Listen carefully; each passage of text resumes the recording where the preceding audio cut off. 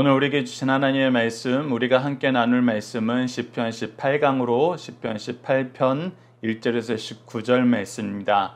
시편 18편 1절에서 19절 말씀 제가 봉독해 드리도록 하겠습니다. 나의 힘이신 여호와여, 내가 주를 사랑하나이다.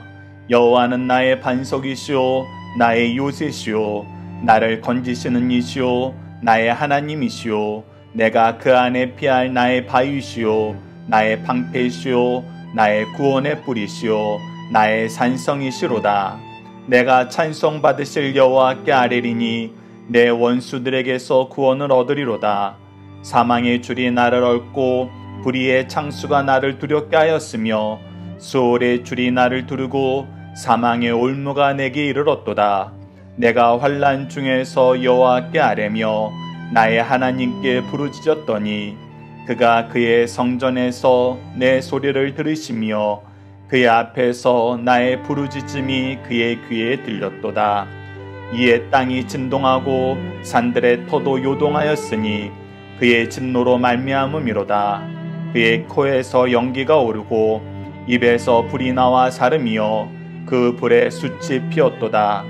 그가 또 하늘을 들이우시고 강림하시니 그의 발 아래는 어둠 캄캄하도다. 그룹을 타고 다니시며 바람 날개를 타고 높이 솟아오르셨도다. 그가 흑암을 그의 숨는 곳으로 삼으사 장막같이 자기를 두르게 하시며 곤물의 흑암과 공중의 빽빽한 구름으로 그리하시도다. 그 앞에 광처로 말미암아 빽빽한 구름이 지나며 우박과 숯불이 내리도다. 여호와께서 하늘에서 우레소리를 내시고 지존하신 이가 음성을 내시며 우박과 숯불을 내리시리로다. 그의 화살을 날려 그들을 흩으시며 많은 번개로 그들을 깨뜨리셨도다. 이럴 때 여호와의 꾸지람과 콧김으로 말미암아 물밑이 드러나고 세상에 터가 나타났도다. 그가 높은 곳에서 손을 펴사 나를 붙잡아 주시며 맑은 물에서 나를 건져내셨도다. 나를 강한 원수와 미워하는 자에게서 건지셨으며 그들은 나보다 힘이 세기 때문이로다. 그들이 나의 재앙의 날에 내게 이르렀으나 여호와께서 나의 의지가 되셨도다. 나를 넓은 곳으로 인도하시고 나를 기뻐하심으로 나를 구원하셨도다. 아멘. 오늘 본문 말씀을 나의 힘이 되신 여호와여, 내가 주를 사랑합니다라는 제목으로 함께 말씀을 나누도록 하겠습니다. 오늘 본문 말씀을 저희들 크게 세 단락으로 나눠서 보고자 합니다. 우선 첫 번째 단락은 1절에서 6절 말씀으로 다윗의 인생을 통해서 하나님이 누구이심을 경험하고 고백하나요? 키워드는 반송, 요새, 구원자, 반석, 방패, 산성, 찬양받으실 여호와라는 것입니다. 오늘 본문 말씀에서 여러분들 꼭 기억하셔야 되는 것이 무엇이냐면 이 모든 말씀이 그냥 일반적으로 사람들이 만들어서 동화처럼 꾸며낸 것이 아니라 실제로 경험한 그 경험에 기초하여서 만들어진 시라는 것입니다. 다윗이 이 내용을 자기 삶에서 경험했다는 거예요. 다윗이 이 내용을 자기 삶에서 경험하면서 우리에게 무엇을 알길 원하느냐, 하나님은 다윗을 통해서 무엇을 선포하고자 하시느냐라고 했을 때 너희들의 삶 속에서도 나는 너희들에게 다윗에게 행한 것처럼 행하길 기뻐한다. 나와 다윗과의 관계가 너와 나의 관계이길 원한다라는 하나님의 말씀이 있다는 것입니다. 자, 1절 말씀부터 우리가 이 내용을 염두에 두면서 보도록 하겠습니다. 나의 힘이신 여호와여, 내가 주를 사랑하나이다. 내가 하나님을 사랑하게 되었던 그 이유는 무엇이냐면 하나님이 나에게 힘이 되었다는 것입니다. 내가 어쩔 때 힘이 되었다는 것입니까? 2절 말씀에 그 내용을 우리가 확인할 수 있습니다. 여호와는 나의 반석이시오, 나의 요새시오, 나를 건지시는 이시오, 나의 하나님이시오. 즉 내가 어려운 가운데 방황할 때, 흔들릴 때, 아무도 나를 보호해주지 않을 때 하나님께서는 나의 하나님이 되셔서 나의 전능자가 되셔서 나를 건지셨고 나를 요새로 부르셨고 나의 반석이 되셔서 나를 굳건히 설 수 있게 하셨다는 것입니다. 그래서 나는 하나님을 찾고 나의 반석으로, 나의 방패로, 나의 구원의 뿔로, 나의 산성으로 선포할 수 있게 되었다는 거예요. 즉 나에게 행하신 하나님의 일이 먼저였고 그 먼저 된 일을 나는 증언할 뿐이라는 것입니다. 이것이 우리가 하나님의 역사 안에서 경험하게 되는 것입니다. 하나님은 언제나 우리를 찾아와 주시고 우리를 구원해 주시고 우리를 지켜주십니다. 그리고 나서 하나님은 하나님의 행하신 그 일로 말미암아 우리에게 인정받기를 원하세요. 반석이신 하나님, 요새이신 하나님, 구원이신 하나님, 전능하신 하나님이란 고백을 받길 원하십니다. 우리가 아무것도 경험하지 못하고 아무것도 깨닫지 못했는데 그냥 너희들 먼저 그렇게 믿어 하는 것이 아니라 우리에게 실질적인 일을 행하시고 그 행한 일을 토대로 너희들이 나를 인정해 라는 것입니다. 그래서 3절 말씀이 나오는 것입니다. 내가 찬송받으실 여호와께 아뢰리니 내 원수들에게서 구원을 얻으리로다.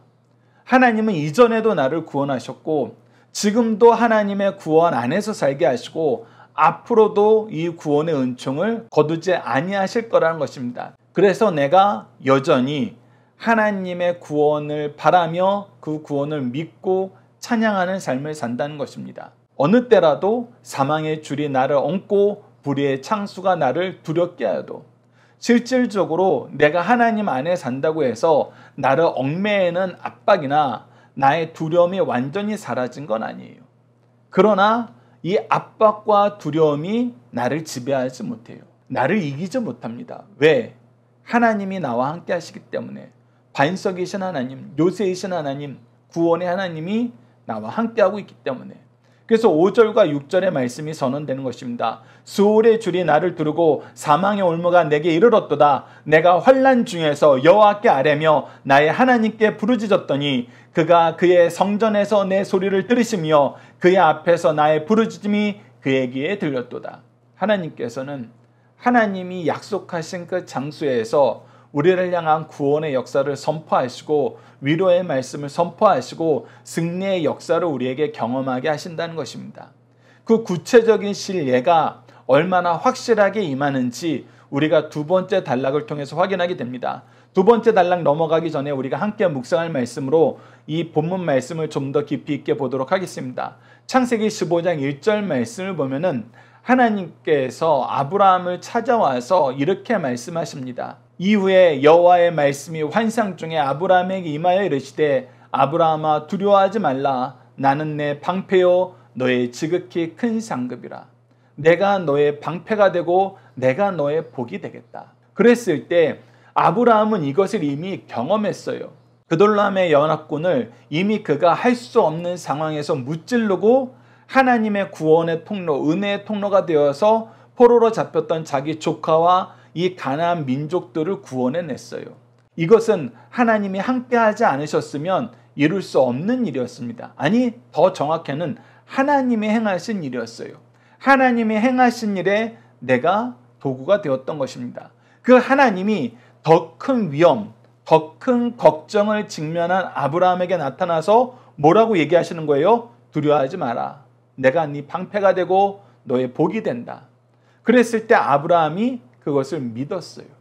믿고 그의 두려움이 하나님의 약속 안에서 평안으로 바뀌게 됩니다. 그의 걱정이 하나님의 은혜 안에서 감사로 바뀌게 돼요. 이러한 역사는 다윗에게도 일어났습니다. 실제로 사무엘상 23장 25절로 28절을 보면 사울이 다윗을 질투해서 이제 죽이려고 합니다.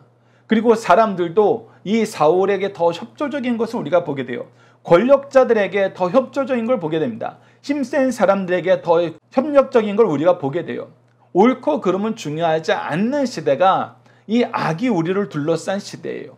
오히려 힘이 있으면 힘 있는 자와 합세하여서 우리를 잡으려고 합니다. 그런데 그때 하나님께서 어떻게 구원하시나? 사무엘상 23절로 25절과 28절 보십시오. 사울과 그의 사람들이 찾으러 온 것을 어떤 사람이 다윗에게 아뢰매 이에 다윗이 바리로 내려가서 마온 황무지에 있더니 사울이 듣고 마온 황무지로 다윗을 따라가서는 사울이 산 이쪽으로 가며 다윗과 그의 사람들이 산 저쪽으로 가며 다윗이 사울을 두려워하여 급히 피하려고 하였으니 이는 사울과 그의 사람들이 다윗과 그의 사람들을 에워싸고 잡으려 함이었더라. 자, 이제 이리 피하고 저리 피하였는데 이제 둘러싸였어요. 이제 잡힐 거예요. 이제 빠져나갈 길이 없어 보여요. 그런데 그때 어떤 일이 발생합니까? 전령이 사울에게 와서 급히 오소서 블레셋 사람들이 땅을 침노하였나이다. 즉 다윗을 죽이기 직전까지 왔는데 그는 왕이에요. 그는 이스라엘 민족을 책임져야 돼요. 근데 지금 외세인 블레셋의 침략이 온 겁니다. 그래서 다윗을 이제 죽이기 직전이지만 그는 돌이킬 수밖에 없었어요. 왜? 그에게 왕의 직분이 있었기 때문에.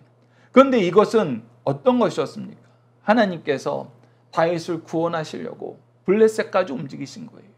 하나님의 구원의 역사가 불가능한 상태에서도 항상 구원의 역사로 이루어짐을 우리가 보게 됩니다. 그래서 어떻게 됩니까? 이에 사울이 다윗을 뒤쫓기를 그치고 돌아 블레셋 사람들을 틀어 갔으므로 그곳을 셀라 하마르곳, 이 셀라 하마르곳이란 뜻이 분리하는 바위란 뜻이에요.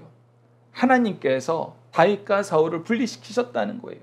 다윗의 구원을 이루어 주셨다는 것입니다. 이렇듯 우리는 하나님의 구원을 경험하게 됩니다. 하나님의 은혜를 경험하게 돼요. 하나님은 먼저 이 일을 행하시고 이 일을 행하시는 분이 바로 전능하신 여호와, 우리의 하나님, 우리의 왕 되시고 구원주 되시고 창조주와 통치주와 심판주 되심을 우리에게 분명히 알게 하시고 인정하게 만드십니다. 자, 두 번째 단락을 보시죠. 두 번째 단락은 7절에서 15절 말씀으로 다윗이 죄를 이기고 의에게를 갈 수 있었던 이유는 무엇입니까? 키워드는 진노, 강림, 여호와의 꾸지람.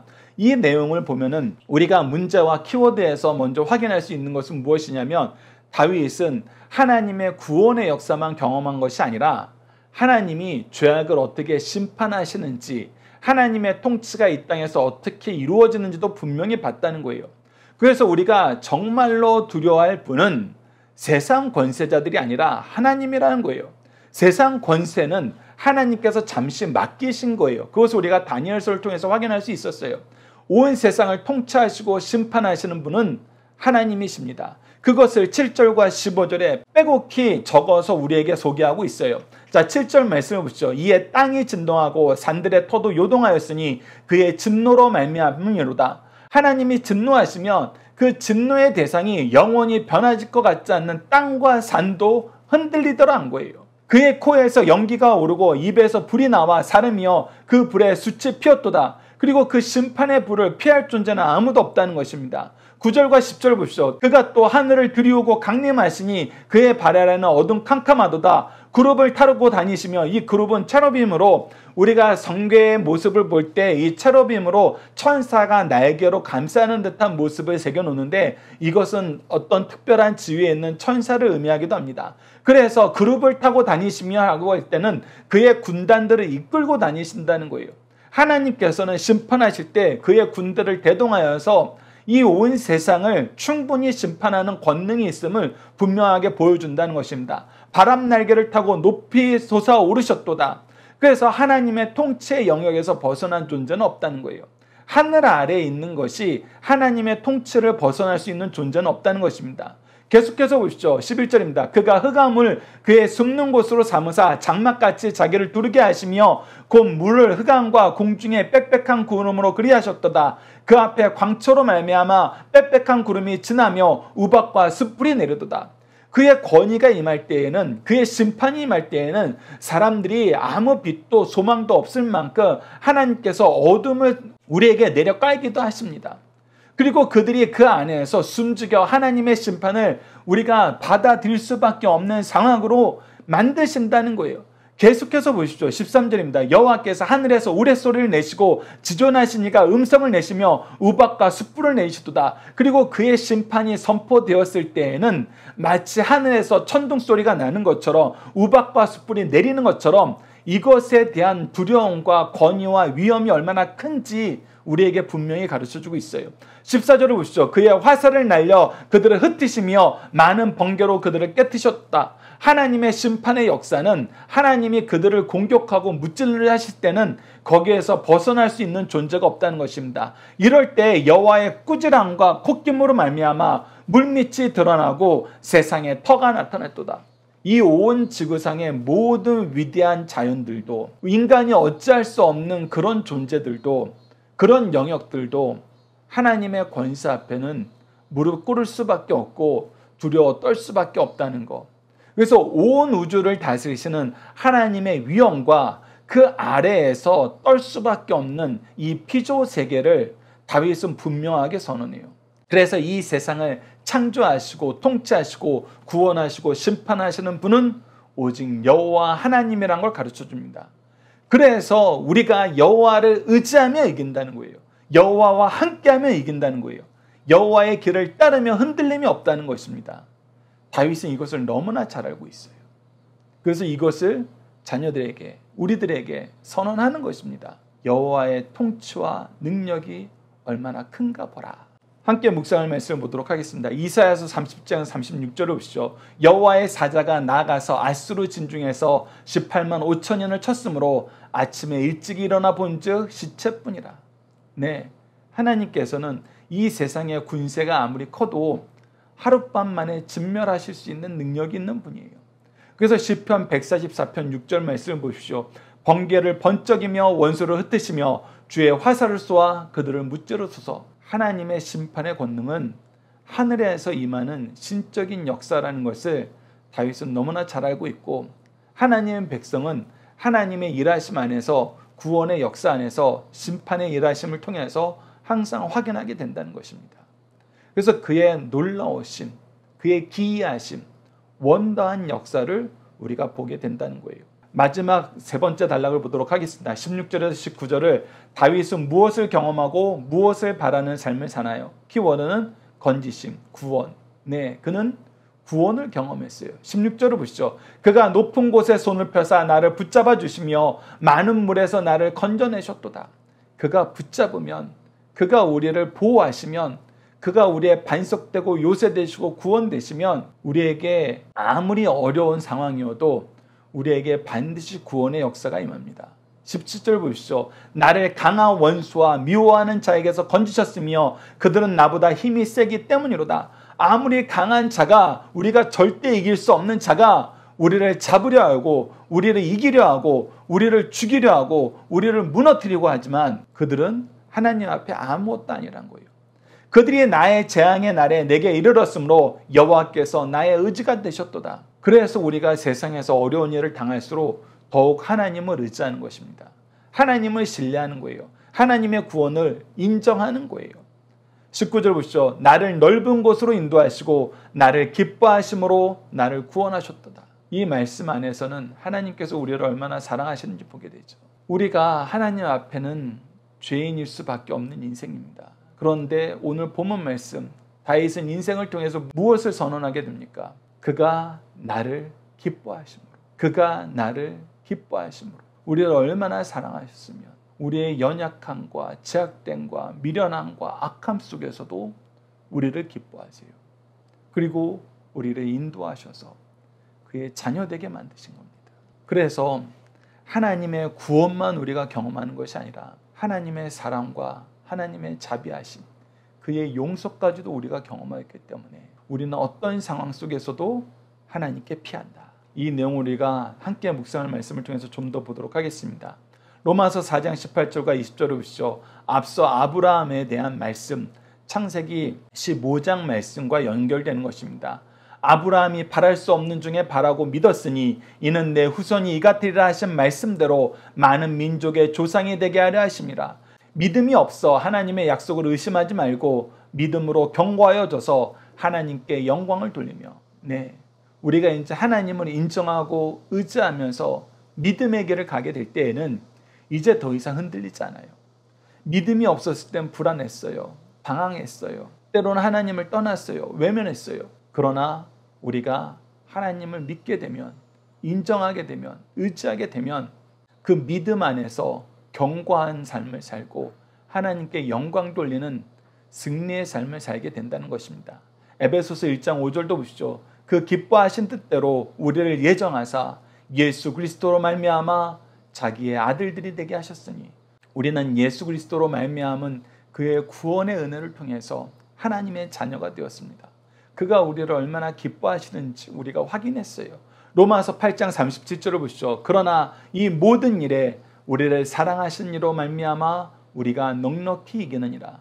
그래서 그리스도인의 삶은 이 세상에서의 삶은 승리하는 삶이에요. 죄악 세상을 이기고 우리를 공격하는 모든 세력을 이기는 승리하는 삶입니다.